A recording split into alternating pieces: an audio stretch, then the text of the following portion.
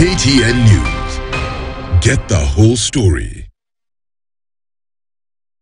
Pole, Sitoyo Lopokoyet, Pole, Bright Gemeli. But I know that you are allies because you listen every week. Thank you so much. Saturdays from 10 a.m. Join the live stream on the homepage, standardmedia.co.ke. We are now also live on KTN News for the next hour. Ladies, I love the intro that you'd given me earlier, but I want to delve a little bit deeper. Yeah? Apart from wishing your brother a happy birthday today. Anaitwa? Edward.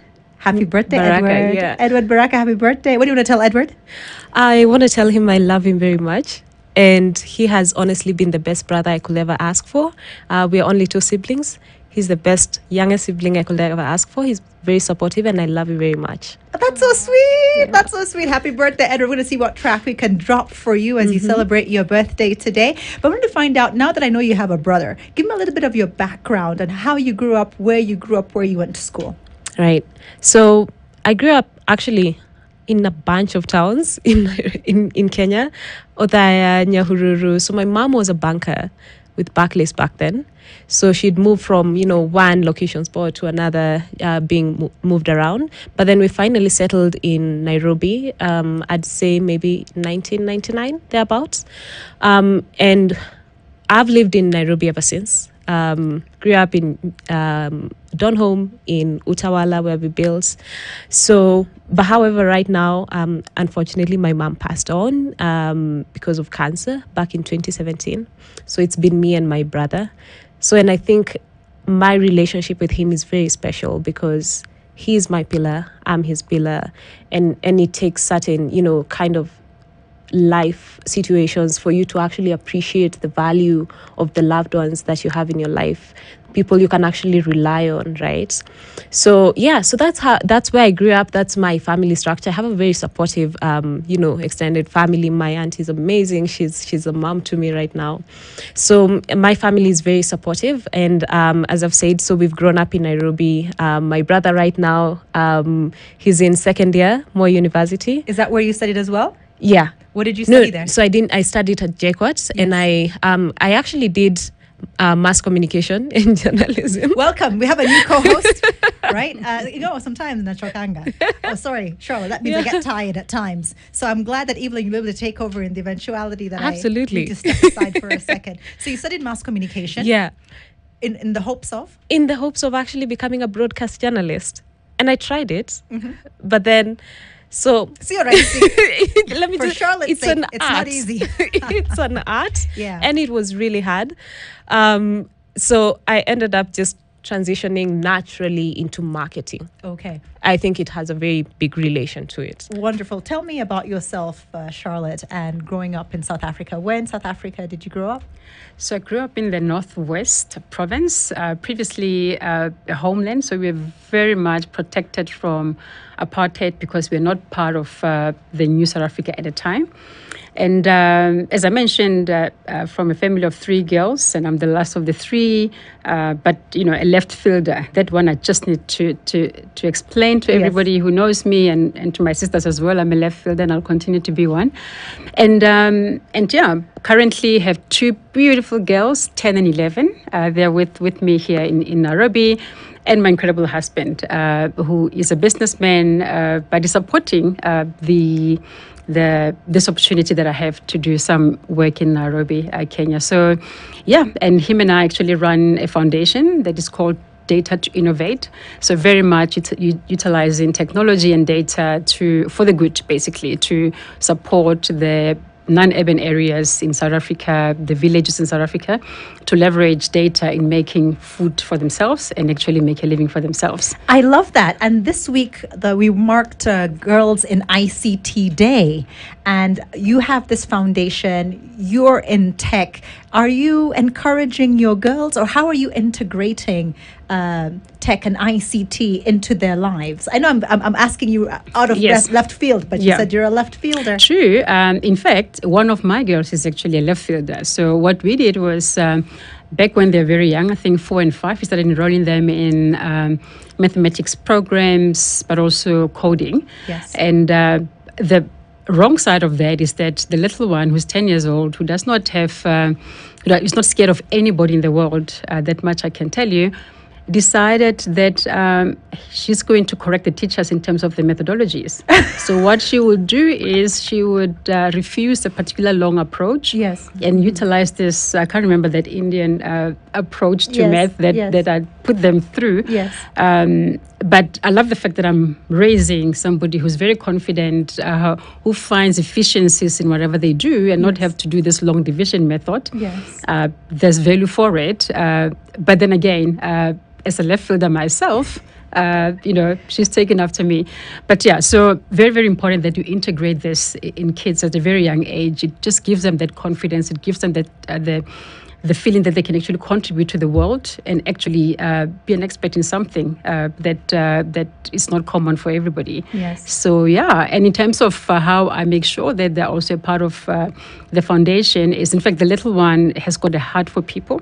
So every time we drive on a Sunday, she'll go like, okay, we need to stop and give the people on the street food and so on. So we're just chatting now in December that we need to set up a foundation for her. Yes. Her name is Letseho. The bigger sister, a little bit shy, but this little one is taken after mommy and proper left fielder. I completely love that. Did you know we were celebrating Girls in ICT Day this week, Evelyn? Yes, I did. What does that day mean to you? I think it marks advancement. And for me, I feel like, especially tech, when you speak tech, it always feels like women are drawn apart from it, like it's male dominated, regardless of how much progress we've made to it. So I think that specific day is a highlight that women are also doing it, and they can be involved and they can contribute to IT meaningfully, right? So that for me is what that particular day marked. The great thing is that girls in ICT then become women in ICT. Yes. So, Charlotte, the conversation today is supposed to be about artificial intelligence. Let us first define what AI is. Yeah. So AI is exactly that. It's intelligence that's artificial.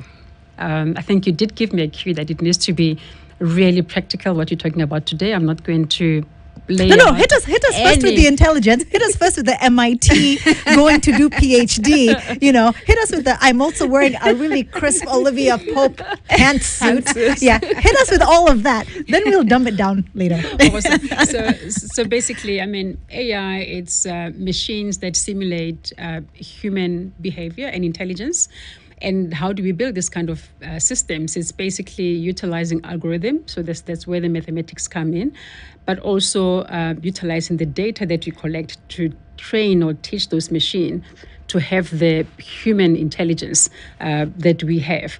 I always make an example of a calculator. So there was a time where we could calculate things using a pen and a paper. So 2 + 2 is 4. But then as soon as our world became complex, we needed to use the calculator. We needed to then calculate 2 to the power minus 39 plus 34 to the power 29, which we cannot easily do without a calculator. And that's the power of AI. It's a digital transformation that is enabling us to generate efficiencies in our world and make our world a better place, utilizing algorithm, mathematical equations, and the data that we have for an output that's going to be intuitive. I want to understand, with regards to where we are now as a species and where we are now as a species that is looking towards commercialization, where are we using AI? I want to make it very, very simple, right? Because I don't understand in what capacity are we using artificial intelligence for commercial purposes? Because there's so many things we can use AI for. The other day I was trying to communicate with a gentleman in another country in a different language, and I was like, this. I know, artificial computer, they're using it. But I want to find out, with regards to commercialization, and you transitioned, Evelyn, from marketing into tech, and you're actually helping companies to do that. So can you outline a little bit first about your work? Right, absolutely. So one of the ways that companies are now using AI right now is simple things like automation of Chrome jobs or, repetitive tasks. So you'll find at any given day, let's even say, for you to provide a service, you have to enter particular amounts of data and then feed that data. So you'll find that maybe even as you're walking into a banking queue, and these are very mundane things that you do, right? Yes. So it becomes that now there is a machine where you just click and you say, I want to go to this particular teller, right? And then that information is fed somewhere and then it's actually processed. So one of the ways that we are actually, and I've been working with businesses, is to actually automate some of the chrome jobs that people are doing. Because the conversations that we have when we go into these rooms, if you've hired people who've done masters, but then at any given day, these people are sitting down to work on an Excel and then convert that Excel into a presentation. So you've basically converted people who you pay a lot of money to just become Excel masters. Yes. And the role of AI is to actually automate some of those dependencies, repetitive things that you do every morning. I have to say, I had 15 sales, and this is what it means, right? Yes. So then move the people that you have actually hired because of their competence from being routine job doers to being actually strategist for your business, so that if the machine can calculate how much sales I had this week and it can tell me whether it was an increase or a decrease, then I can spend more time figuring out the reason why. Wonderful. Charlotte, can you add on to that? Yeah, absolutely. So I'm thinking of you mentioned marketing, and there's lots and lots of applications of AI in marketing. One of which is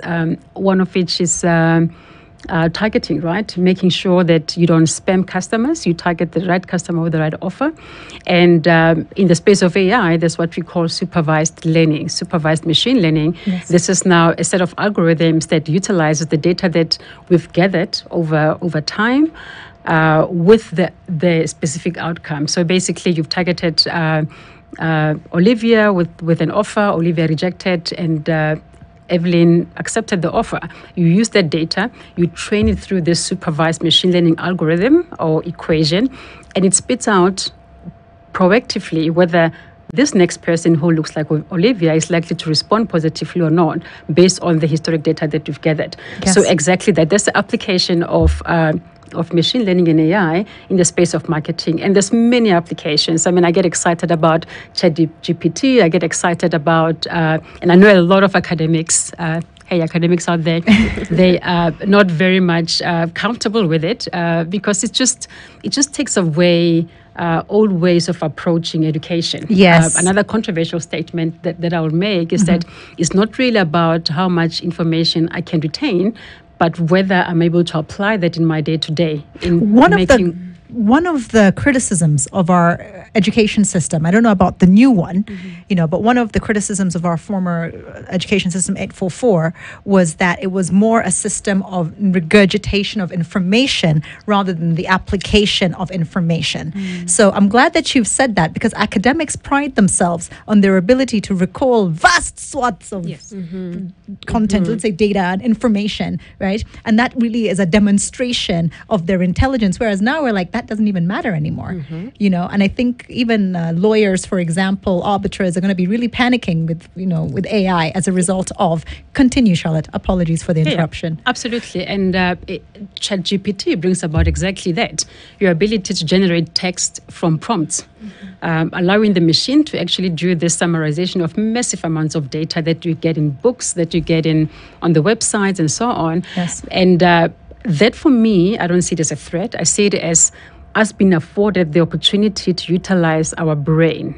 Our brain is a lot more powerful than the biggest machines that we have, but we tap into it so little of it that we really not realizing the full potential that we can achieve as human beings. And therefore, these technologies, if you are embracing to them, they afford you that opportunity to do something else with your brain, as opposed to regurgitating, as you mentioned, or just information retention and therefore giving back to somebody else. What is big data? You had a department at Safaricom called Big Data and AI. What is big data? So I'll explain it through an example. Please. Right? Again, think about, as you speak right now, this is information being generated.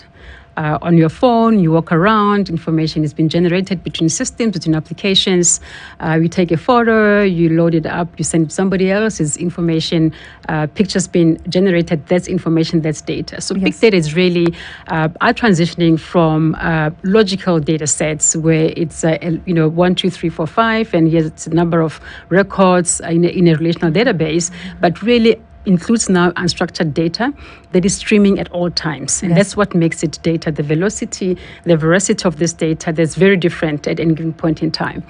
Now, that's not value in and by itself. It becomes valuable if you can translate it into insights and also actionable insights. And this is now where the AI comes into play. Your ability to analyze this data, and obviously, as you can imagine, it's not a paper and a pen activity. Yes. It's allowing the machine and the pre-built algorithms to actually learn from this data and spit out something that actually is meaningful to the organization across all the departments. So my role at Safaricom is looking at applications of big data and AI across each and every single department within the organization. Number one, to bring about efficiencies. Secondly, to ensure that we serve our customers and we give them superior customer service, but also ensuring that we drive down the cost where we don't need to incur certain costs.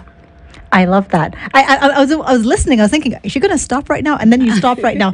That is phenomenal. I understand that you were doing something similar, Evelyn. Tell me about the organization you currently work for and the work you do for that organization. And would you, both of you need to think about this, advise that every organization have not necessarily a big data department, but something similar in order for them to understand all of this information that's coming through them? And I'll actually contextualize it in terms of the work that we're doing. So a lot of times when we're walking into rooms, a lot of the briefs that we get is, I don't know my customer, or my data is very fragmented. It sits across various departments. Sales has their own, marketing has their own. So I'll give an example. A couple of months back, the bank I bank with, some random guy called me. He was like, hi. And it was in the middle of a meeting. So I got 2 missed calls. So I was like, maybe this is an emergency. Let me call back. So I stepped out of my meeting to call back. Then, hi, I'm calling you from XNX Bank. I'd like to offer you a loan facility. and I got so frustrated. I got so frustrated by it because, one, it was in the middle of a meeting. Yes. I thought it was an emergency. I do have a relationship manager with this bank. Yes. So why am I being called for a loan facility by someone who's not my relationship manager? Because you have the data. My relationship manager ideally should sit with this data where she looks and she says, I know Evelyn because she has a personal relationship with me. She knows we've had conversations around investments, right? So maybe if she was given that information, she'd use it more usefully, and maybe she'd have a higher chance of converting me because she understands me and she has access to the data that matters to her. Yes.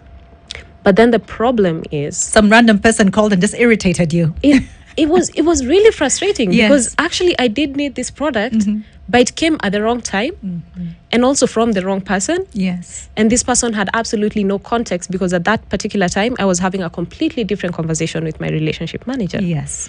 So, but we can't really blame the relationship manager for not doing her job because she's not empowered. And that's what we realize when we go into organizations nowadays. So there seems to be this shift, especially with marketers and customer experience experts, where they're saying, I need to know my customer better. And this information is already, they've given me access to the information. But I'm not utilizing that data in a way that I can enhance my relationship with this customer. And instead of the organization now looking to acquire new customers, they're able to retain and make more money. Yes. So the conversation we're having right now with the organizations is, can we help you aggregate the data, make sense of the data, and then democratize access to that data within your organization so that every single person who's a touch point to the customer has access to that information. And that's a huge part of the work that we are doing, sitting with businesses and trying to understand, okay, so you're trying to build products, you're trying to onboard more technology, but what value do you have with the technology you have right now and the data that you have right now before you even outsource and get more? Can you get value from what you have right now? I love that. I love the fact that digital integration is leading to an organization that is more efficient, is particularly conscious of costs, and is really, really touching on specific customers and their needs. I want to talk to you, Charlotte, and I want you to add on to that. I know you work for a very specific organization, and the work you do is really targeted about improving that specific organization, but perhaps you can give us some insights.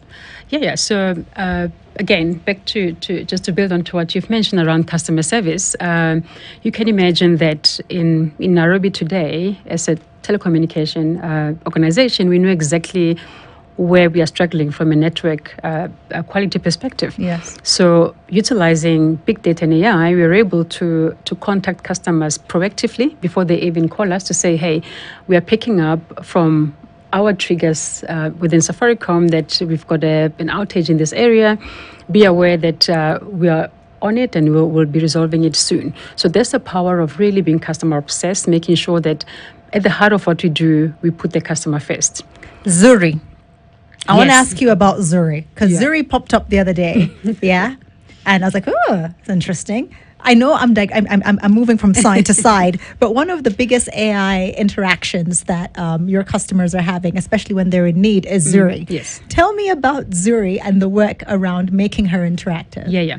So the goal for Zuri is to make Zuri an intuitive assistant. Mm-hmm. And the reason for that, again, it goes back to us being very customer obsessed. We want to make sure that when you call into our call center, you're not having to wait long, wasting your airtime and your time on top of it before you get help. Now, what if we train a bot to be as intelligent as a human, and this is now where AI comes in, simulating human intelligence by a computer system, make this thing as intelligent as possible and allow it to take as many calls from customers as possible so that the customer doesn't have to wait to get an assistant. And I'm incredibly blessed to work with an amazing team of data scientists. I mean, the other day we were demonstrating our intense model. So this is now the ability for the algorithm to pick up what you want from what you've typed out as a query. Yes. And they were amazed that it can actually pick up even Sheng. Really? Yeah. It doesn't matter what you put there. Yes. It'll tell you, are you looking to be assisted for upgrade, or are you looking to buy fiber? So you don't have to have perfect grammar.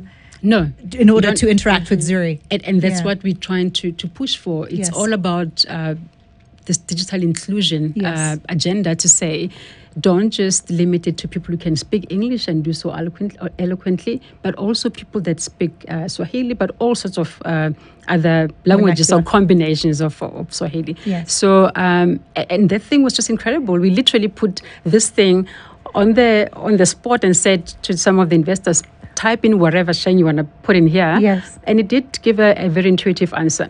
One, it talks to digital inclusion. That is, everybody is included in being assisted quickly through this technology. But also, it saves our costs. Now, suddenly, we don't have to spend money on 500 people waiting to assist their customers, but we've got now AI helping us to do so, and therefore the customer feel like this organization actually takes the time to engage with me.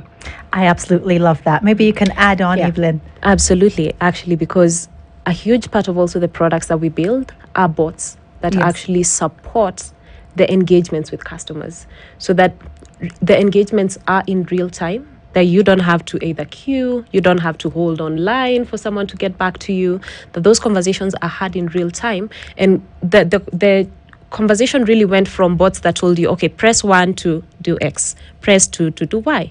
Then we sort of like moved a bit of the workload from customer experience, and they were able to build more meaningful relationships with customers.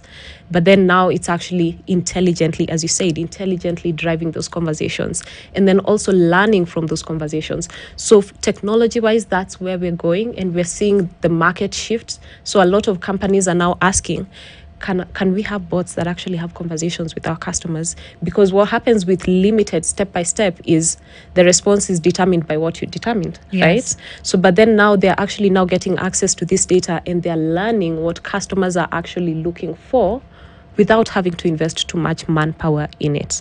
Charlotte has a strategic advantage in that everybody knows Safaricom. Evelyn, really quickly before we take a break, tell me about the organization you work for. Right. So Belva Digital started off as a performance marketing agency. We actually turned, there are so many birthdays. We turned 10 this week. So, but then what happened was every time we walked into rooms, we always had a situation where we had to either bring in a new technology business. So we had to build a technology arm. So Belva Digital is now building an R&D, tech R&D business called Growth Lab, which is what we're heading. And our business is to build technology that supports customer experience and technology that also supports marketing and operations. What's the URL? belvadigital.com. This is DoubleODirect. I'm Olivia Otieno. We'll be right back. Spice FM. Spice up your life.